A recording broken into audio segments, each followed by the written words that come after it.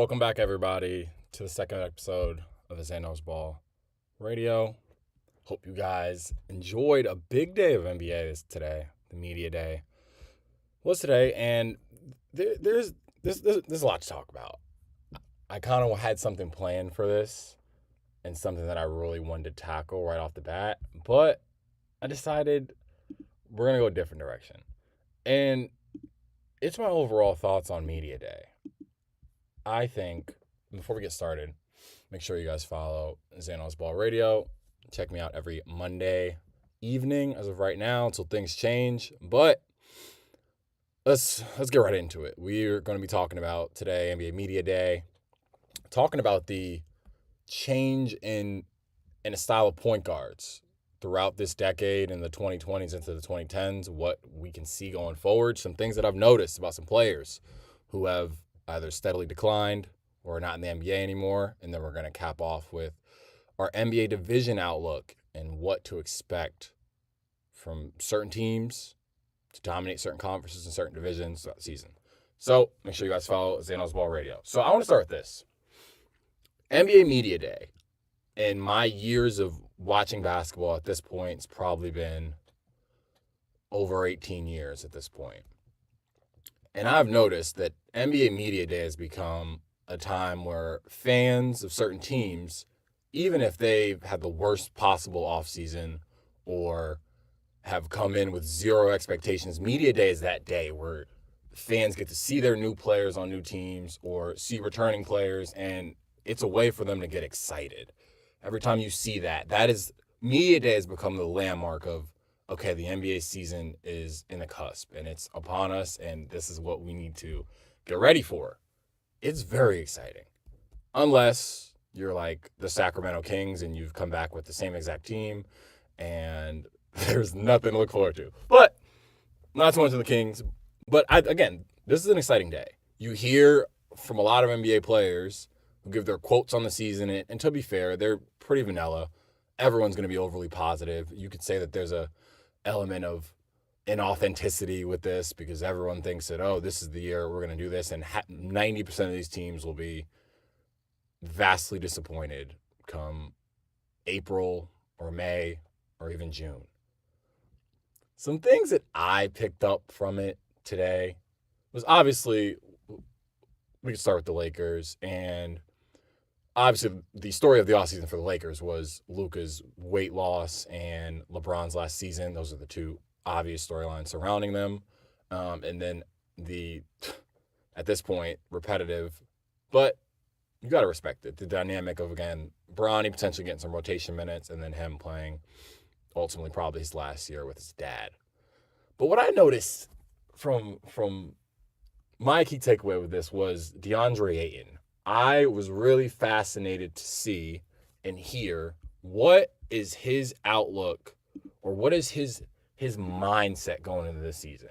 Because as we all know, when you play for the Lakers, there are every eyeball and spotlight there can possibly be. And for a lot of players, the lights are too bright for them. And for DeAndre Ayton being in Phoenix and having those expectations to win, it seemed like he wasn't built for it at times. At times he was. I remember his playoff series a few years back against Jokic, against other guys. Then he went to Portland, and then people just kind of didn't care about him. Well, now you're right back in the spotlight, DeAndre. And every defensive mistake that you make, or every missed layup that happens, or every miscommunication with a teammate will be shown, and you will be criticized for it by millions of Lakers fans who have zero filter about how they feel about you. Ask Kentavious Caldwell-Pope how he felt after having a cold slump from three. My point is, I really want to see this year a form of DeAndre Ayton that can ultimately revitalize his career.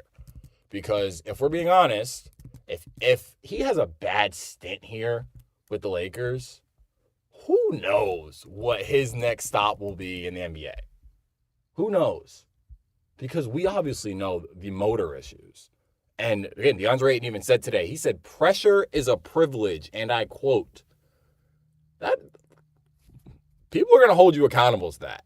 Okay? Because the pressure of playing for the Lakers is obviously understood, But until people get there and really understand what that means when you're playing with LeBron James and now a predecessor of his, Luka Doncic, you are going to be under the microscope for everything. So I hope DeAndre Ayton is ready for it. I think some of the other guys who have been here, I think Reeves is adapted to it very well, even Rui. But the rest of the team, we'll see. This isn't our division outlook. I just thought of the Lakers, and that was the first thing I wanted to touch on with DeAndre Ayton. Now, I also had to see the Golden State Warriors come out there with Steph and Draymond and Jimmy, and Jimmy's doing the post-game, or not post-game, but the backstage stuff with Buddy Hield, and I'm like, well, vibes are great. They really aren't. That's what I'm saying. Media Day has a way of bringing some false positivity to your organization, which I think is needed for the teams that have something to look forward to, like the Spurs or the Rockets. But for other teams, it gives you that sense of false hope where it's like, well, everything seems good now. Let's see it in about a month from now, and let's see where those vibes go. When you have Steph on your team, I guess you have a reason to be rejuvenated. But for a team that's come in and has gotten a lot older, and we're hoping for another jump from our young players, I don't know how much there is to be excited for. Some other things, Ant doesn't have any sort of PR or filter in his interviews. We've already known that, though. Anything else from Media Day? There were some things with the whole Kawhi thing that I probably won't get into as of much. I found it interesting. Miles Turner for the Bucks during his Media Day today said, "I'm in a city now that wants to celebrate me." There's a great quote, that says, "Go where you're celebrated. I feel like that's here." Well, Indiana did a lot for Miles' career. I don't really know how to take that. I don't know if that's a shot because Indiana didn't pay him the money that he felt he was deserved, but I thought Indiana treated him very well. He was a very useful piece there. They kept you and got rid of Domantas Sabonis, did a lot of other things. You were one game away from winning an NBA championship. So I don't know how I feel about that. Now coming to a team where they don't have Dame, they don't have much guard play at all. It's like you're the second highest paid player. So what are you prepared to do when they ask you to take on a more expanded role next to Giannis? How will Bucks fans celebrate you? I'm curious to see that. I don't have much insight into whether that's going to happen or not. Miles Turner is a fine player. That's what he's always been. Kyrie Irving said, "I felt I was top 15 in the world, and there was no doubt about it. I was showing up every night." And that's him talking about his play last season. Kyrie was very good last season. But I don't think it was anything that we were super surprised about. Like, again, Kyrie is usually a guy that's going to get you 25 to 26 points a game on damn near 50, 40, 90, and he's consistently been that when he's been playing. The only difference is now he's taking on more of a lead guard role like he used to compared to the stints that he had in Cleveland and in Dallas and even in Brooklyn where he had a lot of shared ball handling responsibilities. Now that's strictly going to be on his plate. I mean, they added D'Angelo Russell, who's been loading for 10 years. But, I mean, he's fine as a backup point guard, I think, and he's going to have to be a starter for now. So good luck, Anthony Davis. You cannot escape good luck, D'Angelo Russell and Anthony Davis. Y'all cannot escape each other. But we'll see how that goes. Again, Kyrie's top 20 to 25 player in the NBA. He's been there for a while. If you're delusional, like some people I know, you'd probably have him in your top 10 to 15, but that's another discussion for another day. Anything else from me today? Again, everything was what you typically see. Again, the more Giannis subtly saying that he wants to win, and we don't know if that's a subtle shot towards the Bucks or it's him just stating how he feels. But at this point, Giannis, I mean, what can you really get the organization to do for you at this current moment to make your team better? Like, let's be honest here. Don't really have any movable assets. You've got Kyle Kuzma. You don't really have much in terms of a promising young star. You've got some players there, Andre Jackson. You got some role players who can help Giannis out, but there's nothing there that's even close to what you thought Dame would provide you. So, I mean, at this point, I think this is just Giannis putting more pressure on the front office, as he does every year. The Chicago Bulls had their media day photo with Kobe White, Matas, and Vooch, Pat Williams, and Josh Giddey. How many wins was a tweet that I saw. The Bulls, I pray for you guys. Very interesting. The last thing I want to talk about, and this is a team that we'll end up talking about during our division predictions, or not predictions, but division outlook, was Bradley Beal. I saw a quote that Ty Lue said that he wanted Bradley Beal to be a top defensive guard in the league this year. And a lot of people in the comments were like, when does that ever happen? Yeah, I mean, I could see it. I don't think Bradley Beal was ever known as a guy who can play defense. But in this role now, when you're next to James Harden, you are kind of forced to be a two-way guy, let's be honest here.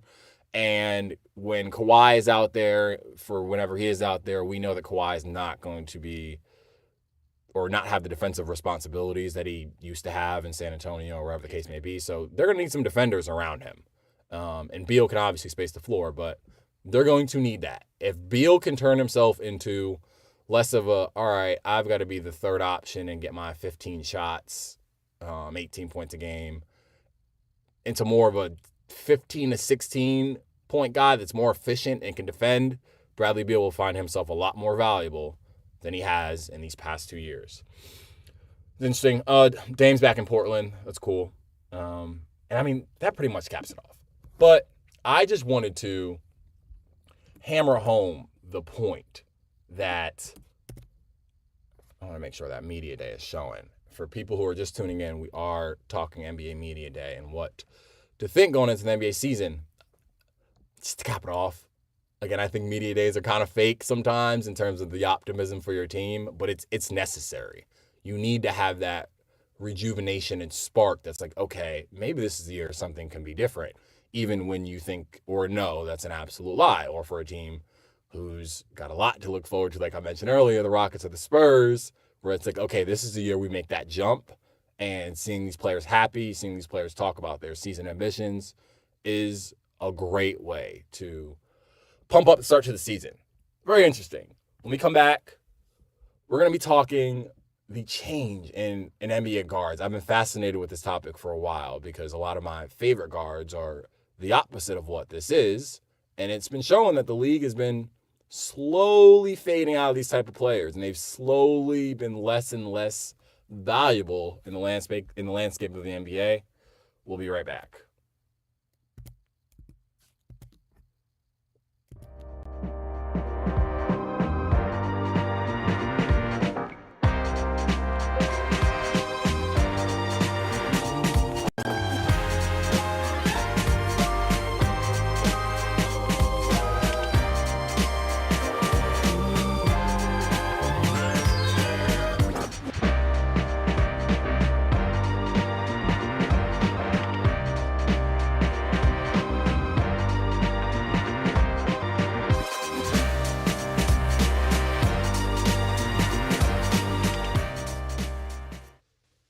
All right, welcome back. So we're gonna start like this. I'm gonna name a few NBA guards for a second. I want you guys to just listen. Ja Morant, John Wall, Russell Westbrook, Derrick Rose,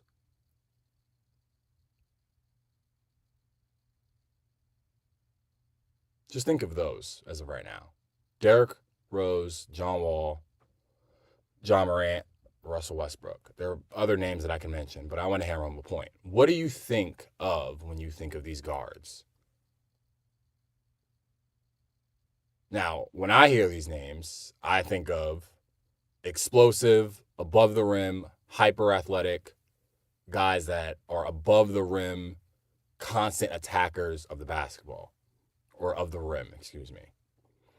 And throughout I'd even say the 2010s. Let's start when even Derrick Rose was drafted in 2009, I want to say. Then even when John Wall was drafted in 2011, Russell Westbrook drafted in 2008, and then Ja Morant recently, obviously in the COVID year and right after.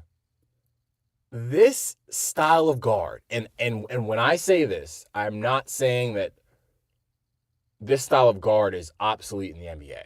But we have noticed a change from this exciting highlight reel level guard really translating to winning basketball.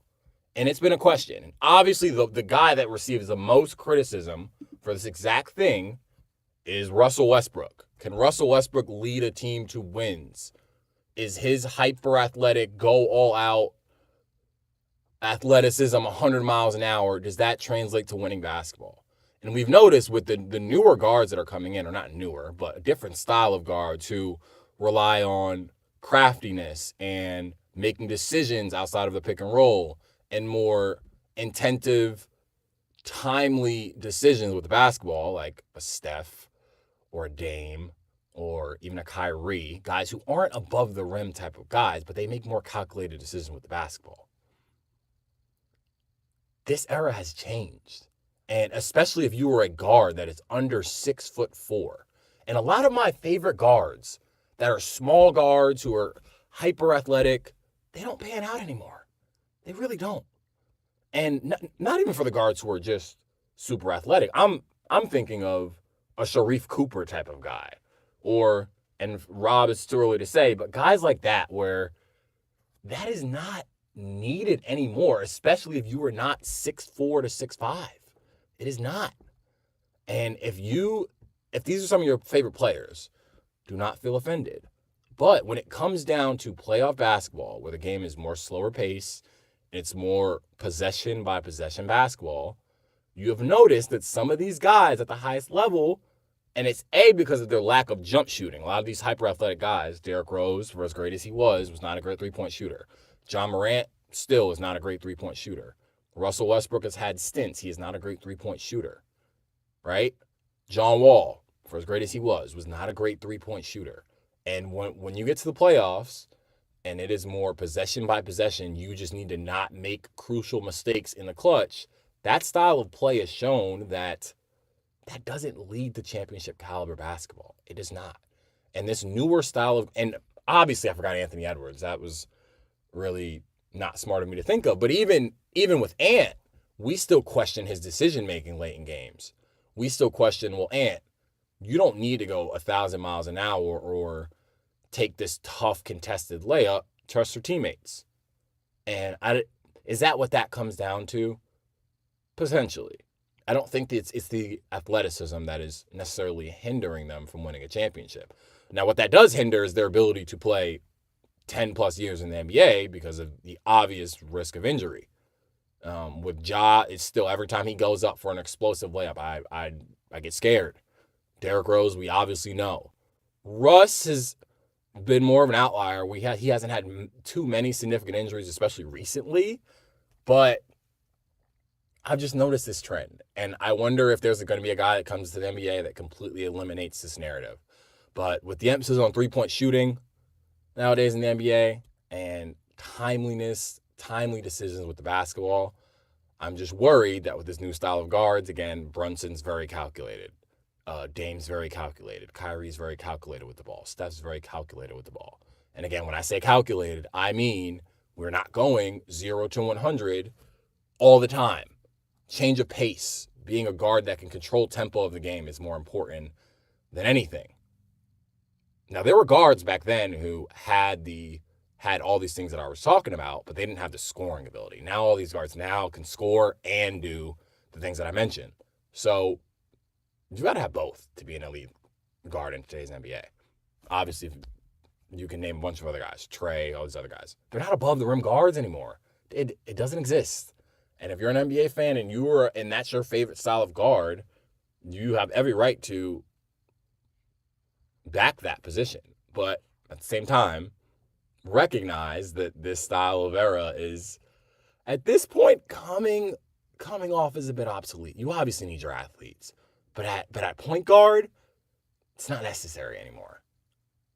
That's my gist. If you disagree, I don't really care because, my favorite, and this is as, I'm trying to come off as unbiased as possible here because a lot of my favorite guards, Steph, Chris Paul, Tony Parker, Steve Nash, they all had this type of style where, again, I do enjoy watching a lot of these other guys play. But I know in the fourth quarter of game 6 of a playoff game, I'm going to trust that guard to not make a mistake and not lose their team the game, quote unquote, with a lot of careless decisions with the basketball. Next up, we're going to talk NBA divisions. Now, my thoughts on NBA divisions are very, very interesting, I think. I think when you watch football, for example, and you see the emphasis on division rivalries and division games and how important they are to A, just fans in general, but B, to the actual outlook or outcome of the season. I've always wondered, being a basketball fan, why do NBA divisions not matter? And when I mean not matter, it's like, well, if I asked you right now, what division is the Orlando Magic in? You would not be able to tell me. Well, some of you might, but a lot of y'all would be like, huh? Division?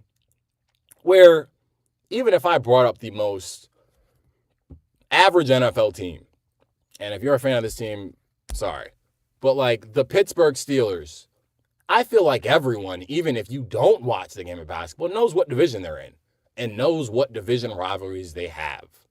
So it's like for the NBA, when you're looking at divisions and you're like, well, I didn't even know that these divisions even existed.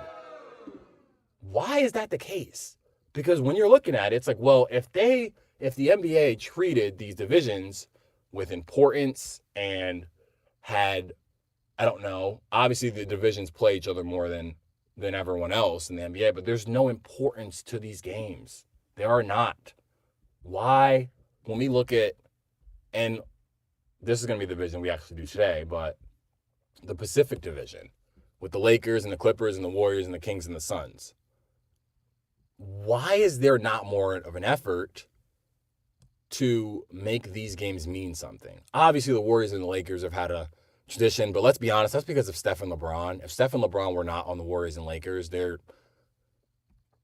is some history there, but they would not be as marketed as they are as just a division rival in general. And I think that's important for the NBA that has lost the quote-unquote super team era. There are no rivalries. During that time, even when the Miami Heat were there, they were the hunted. Everyone wanted to go after them, and that created rivalries with the Celtics and the Pacers and the Bulls and whatever the case may be. Go to the Golden State era. It created rivalries with the Rockets and then the Cavs and then other teams. It started something. But now, in this era of the NBA that's focused on more, everyone has a chance to win the championship, or it's an even-keeled slate, the rivalries just aren't there anymore. And I think the rivalries could start by actually treating the divisions with more importance. Now, you're probably going to ask, well, how would the NBA do that? First off, I think, well, if you're going to do the NBA Cup, and I'm not, don't quote me with the logistics of everything, but with the NBA Cup, why can't this be a division by division thing where each team in their division, and I know that would mess with the scheduling, but I'm just throwing out an idea out there where it's like, well, each team from their own division can compete and teams come out of that division and potentially win the NBA Cup. Would players care? I don't know. Players still don't care about the All-Star game, unless you're getting millions of dollars for winning. Would this change anything? No. But I think it would add an element of, again, fans knowing what teams are in their own division. I think that's the most like dumbfounding part that like the NBA doesn't mention it. Like they rarely mention it. I mean, they'll talk about like within conferences, but when's the last time you have heard the Northwest Division? The Northwest Division has the Thunder, the Nuggets, the Wolves, the Blazers, and the Utah Jazz.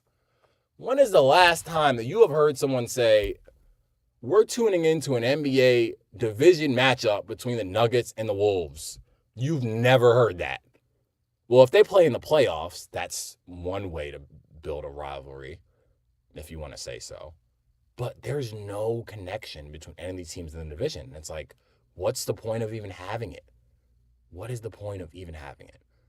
That's my kind of tangent there. Like, the more I watch the NFL and see it and see how much in division rivalries matter to fan bases, it always, and you can always bring up too, logistically, even though I think the NBA does a good job of it, like the Southwest Division, it's mainly the Texas teams. And then, I mean, you've got Memphis in there. And then you got New Orleans. But for the most part, most of these teams are logistically near each other. So it's not like, oh, well, we can't have rivalries because one team plays in Los Angeles, California, and the other team plays in Boston. No, it's not how it works. So I don't see the excuse to why this is not more of an issue and why people don't talk about it. It would add more to the regular season, I think, which is what I think the NBA needs to focus on, making fans more engaged throughout these long 82 games. Because the NFL is always going to have you beat. They've only got 17. Every game's important. Make these, not all 82 games, but try to make more of these games more important. I think divisions would be the first way to do it. All right, we're going to move on. Division outlooks. So when we do this, each week we're going to go through each division, and we're going to go through each team. Some teams way more or less than others.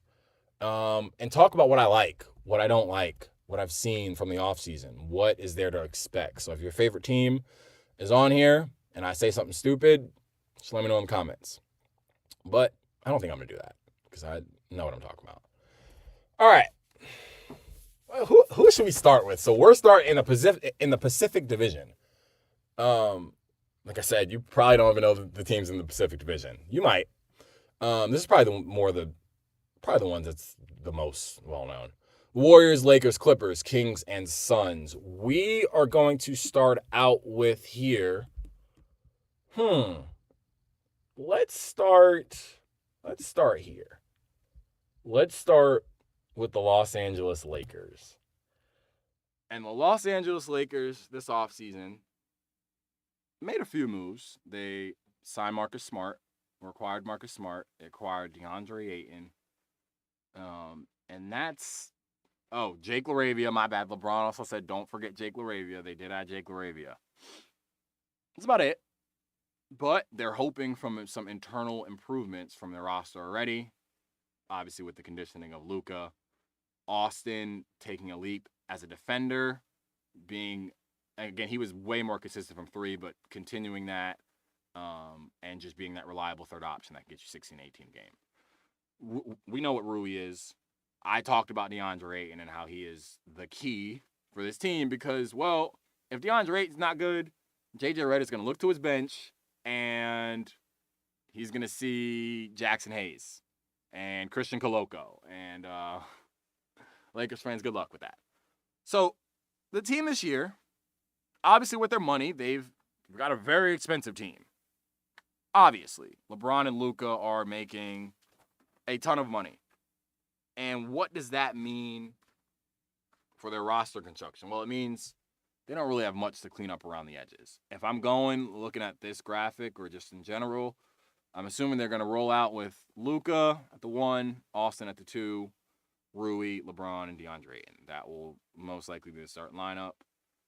Off the bench, some combination of Marcus, Vando, Jackson Hayes, maybe Dalton Connect, but the way his season has been going, I don't even know if he's really in the rotation. And then a combination of Bronny and Gabe Vincent. Well, yeah, I mean, say what you want about those guys. Now, I'm just wondering about the Lakers this year.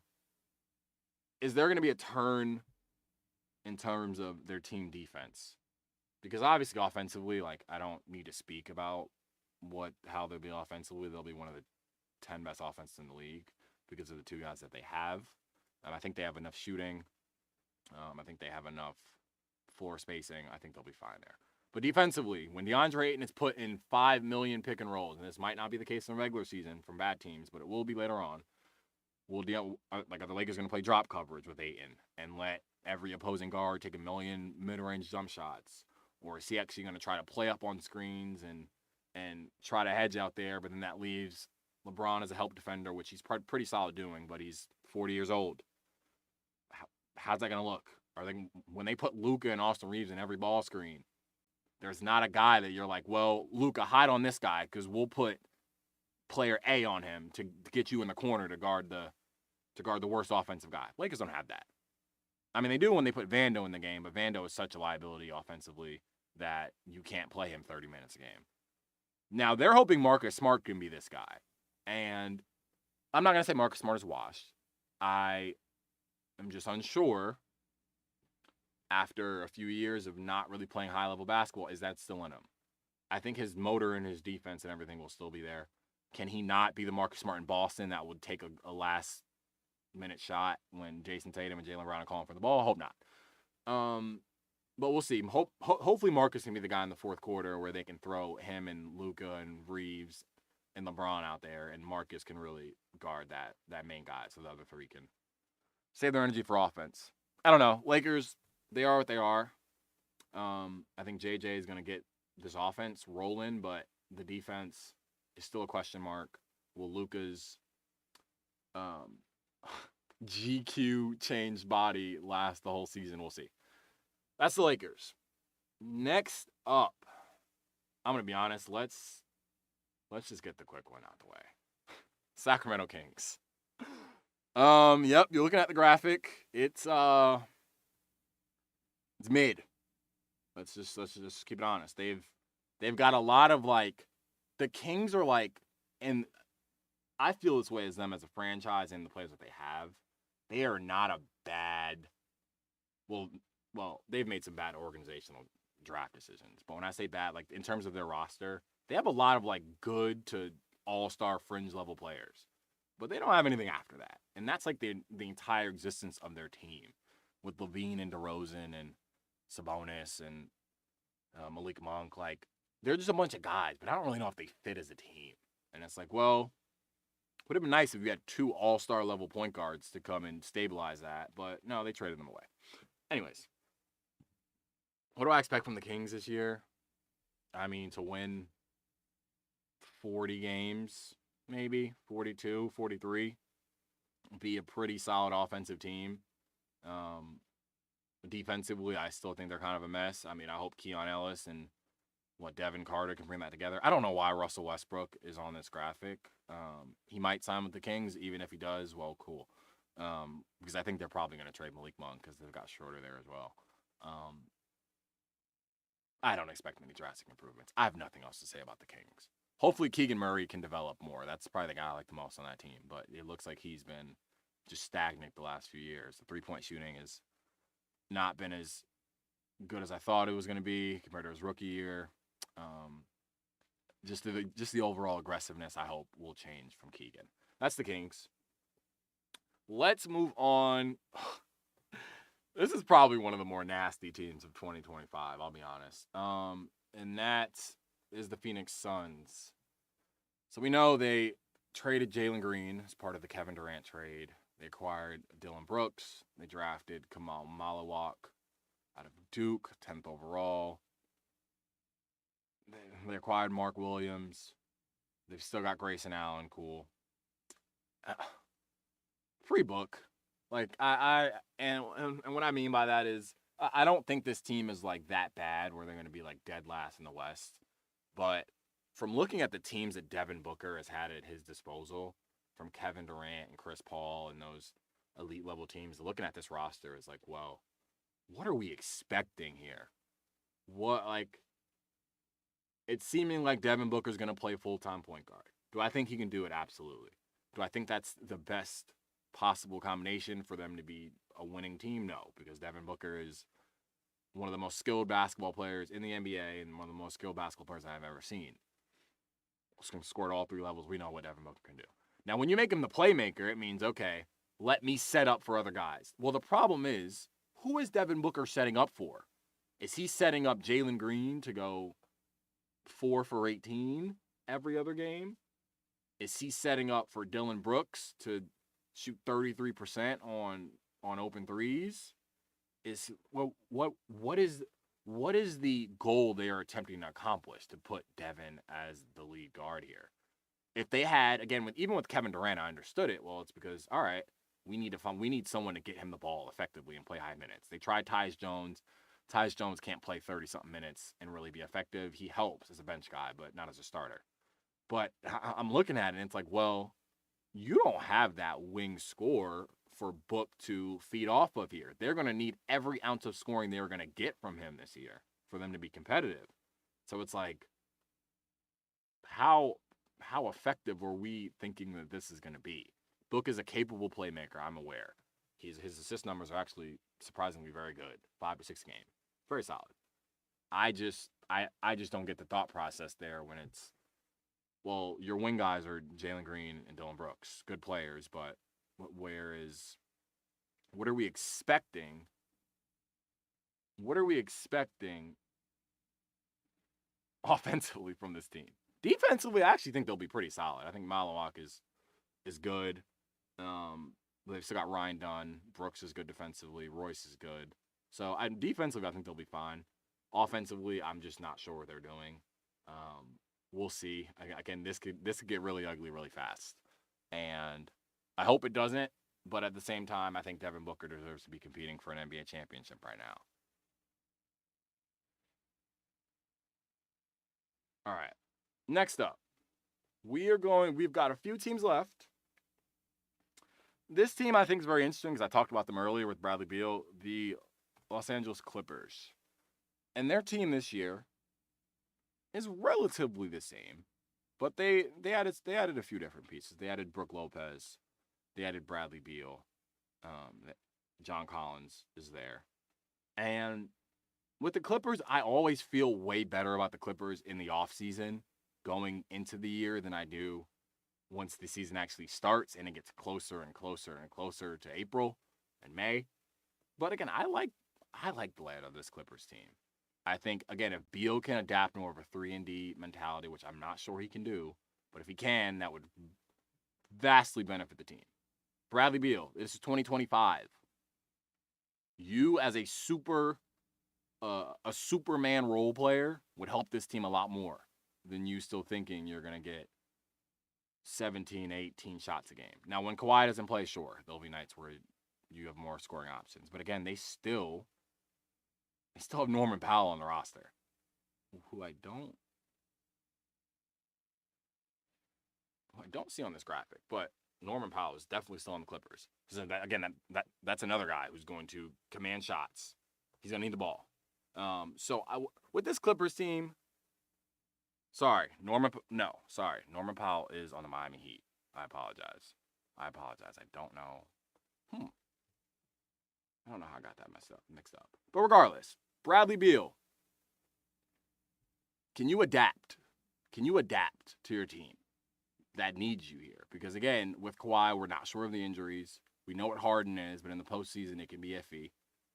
Can you be that consistent two-guard that I think the Clippers haven't really had in the past few years? They've been kind of struggling. It's hard to play next to James Harden. Or no, not that it's hard. It's hard to find the right guy to put next to Harden because you realize most of the time that guard is not going to have the ball much. He's going to have to play without the ball, and he's also going to have to be an excellent defender. So finding that person is not easy to do. It's not, unless you get like Jrue Holiday or something. You know, well, if they get Jrue Holiday, cool. That changes some things. But it's hard to do. It's very hard to do.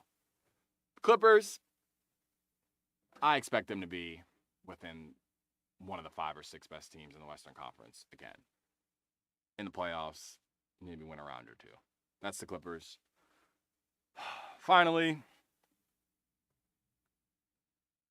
now don't laugh. This is not a trigger warning, but the Golden State Warriors. As of today, Al Horford is on the team. Gary Payton and Anthony Melton are on the team. And again, that adds obviously to our roster. Looks a lot better than this, I'll tell you that. But there's still the lack of big man depth that I worry about. And the wing scoring I still worry about. Even if we do sign Kuminga, it's like, well, at this point, media day has passed. Kuminga's not there. We're going to have to bring them back 2 weeks before the season, and who knows how the vibes will be.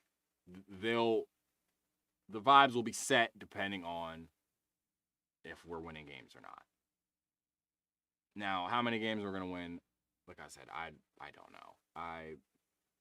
If I was a betting man, I would probably bet under 47 wins. If we get over 47 wins, I think that would be a massive overachievement for us. Again, with us, I worry, and these are things that I've reiterated, but when Jimmy is not aggressive, who is the other guy that's going to give us 20, 25 points and win? It could be Pods on some nights. It could be Buddy Hield on some nights. It's not good enough. It's not good enough. Defensively, I like our structure of our team. I've never thought that was been a problem. Steve Kerr's teams don't have bad defenses when Draymond Green exists on planet Earth. But I just think we lack juice. Everyone's getting older. Again, Steph in the regular season last year was fine. I don't think he was bad, but for his standards, he wasn't very good. Draymond's continuing to decline offensively. I think his defense is still solid. And then the question mark of Jimmy Butler. So it's like, at this point, the Warriors are, all right, let's wait and see till April type of team. But when you're in the play-in every year, you can't do that because then you have to worry about, okay, what if we let Keon Ellis break his record or something, or have a career day from 3 and then we're sent home by the Kings, or whatever the case may be. So sometimes you can't just look ahead to April. You have to look ahead to what's right in front of you. That's the Pacific Division breakdown. Next week, I don't know what division we're going to do.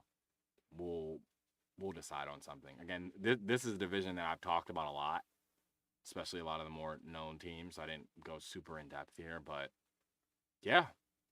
Again, what if the NBA had division winners? The fact that we can't, or the fact that NBA media and people don't have NBA division predictions is just very strange. But it's like, well, people don't even care enough to make predictions for these because they don't matter. And that's the problem. I can rant about the division thing all day, but that, ladies and gentlemen, is the conclusion of Xkb Radio. Division predictions next week. Hopefully, again, we're picking up steam, NBA season. We will do another division outlook next week, in addition to some other things. Hope you guys enjoyed. Hope you guys weren't too offended by some of my slander towards some of your teams. But, again, the Warriors are old and ancient, so I can't say much. Thank you guys for listening. Xkb Radio. I'll see you next week, Monday evening. Thank you guys for listening.